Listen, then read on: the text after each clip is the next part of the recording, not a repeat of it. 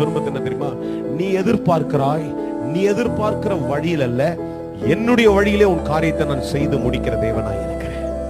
நீ செய்ய வேண்டியதெல்லாம் என்ன நம்பி நான் செய்வேன் என்று சொல்லி நான் உனக்கு போதித்து நீ நடக்க வேண்டிய வழியை நடக்க வேண்டும் என்று சொல்லுகிறதன்படி நீ செயல்பட்டு கொண்டே இருப்பாய் என்றால் நீ எதிர்பார்க்கிறதை நீ எதிர்பாராத வழியிலிருந்து நான் செய்து முடிக்கிற ஆண்டவராய் இருக்கிறேன் என்று கர்த்தர் சொல்றார்.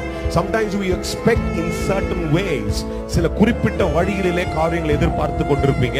ஆனா ஆண்டவர் சொல்றாரு, நீ எதிர்பாராத வழியிலிருந்து நான் உனக்கு அற்புதத்தை செய்கிற தேவனாய் இருக்கிறேன். அதனால சொல்றாரு, என்னுடைய வழிகள் உன்னுடைய வழிகள் அல்ல, என் நினைவுகள் உன்னுடைய நினைவுகள் அல்ல. நான் நீ நினைக்கிறபடி செய்தா சில நேரங்கள்ல அது ரொம்ப அற்பமாய் காணப்படலாம். ஆனால் நான் என்னுடைய நினைவுகளபடி உன்னை காரியங்களை செய்யும் பொழுது அது நிரந்தரமா இருக்கும், தற்காலிகமாய் அல்ல.